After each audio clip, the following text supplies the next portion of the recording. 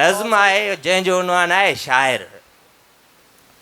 लफ़्ज़नि जी वाग वठंदे छा छा लिखी सघे थो, चाहे त हिकु घड़ीअ में दुनिया लिखी सघे थो।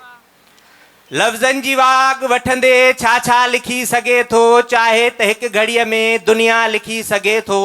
महकूम खे उथारे आका लिखी सघे थो, आला जो अंत आणे अदना लिखी सघे थो। अदना खे हिम्मतूं ॾेई आला लिखी सघे थो। ज़ंगजी वयल दिलयुनि खे ढोई लिखी सघे थो। जेको लिखणु चाहे सो ई लिखी सघे थो। वाह वाह वाह। जेको लिखणु चाहे सो ई लिखी सघे थो। फ़िक्री उॾाम साहू आकाश खे छुहे थो।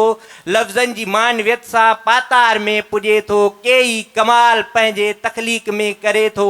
चाहे त हिकु नज़म में वण टिण पखी समाए, चाहे त हिकु गज़ल खे घुंघरू ॿधी नचाए। वाह वाह वाह वाह वाह। चाहे त हिकु गज़ल खे घुंघरू ॿधी नचाए, चाहे त हू नसुर खे हर बार गुनगुनाए, चाहे त दर्द खे बि दिलि साण वेठो ॻाए, चाहे त वसुल मां बि हू हिजर वेठो माणे, चाहे त हिजर में बि हू फुरक़तूं थो आणे।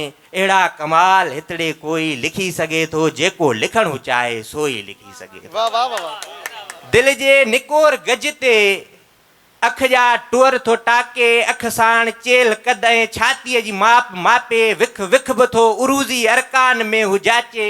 फेलुन मुफ़ाइलुन या मफ़ूल फ़ाइलातुन, अख जो बहर अलॻि ऐं विख जो रिधम अलॻि आहे। हुन जो अलॻि अक़ीदो, हुन जो अलॻि धर्म आहे।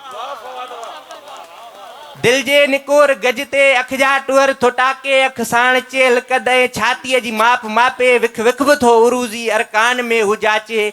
फेलुन मुफ़ाइलुन या मफ़ूल फ़ाइलातुन, अख जो बहर अलॻि ऐं विख जो रिधम अलॻि आहे। हुन जो अलॻि अक़ीदो, हुन जो अलॻि धर्म आहे। महबूब ॾांहुं वींदे हूअ जो विखूं खणे थो। छन छन छनन छनन छन पाज़ेब जीअं वॼे थो। सांगिन जे साह खे हू महबूब ॾांहुं वींदे हूअ जो विखूं खणे थो। छन छन छनन छनन छन पाज़ेब जीअं वॼे थो। सांगिन जे साह खे हू ॼण हीर थी लॻे थो। धरतीअ जे दुश्मननि खे को तीर थी लॻे थो।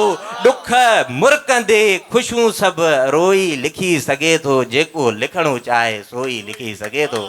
जेको लिखणु चाहे सो ई।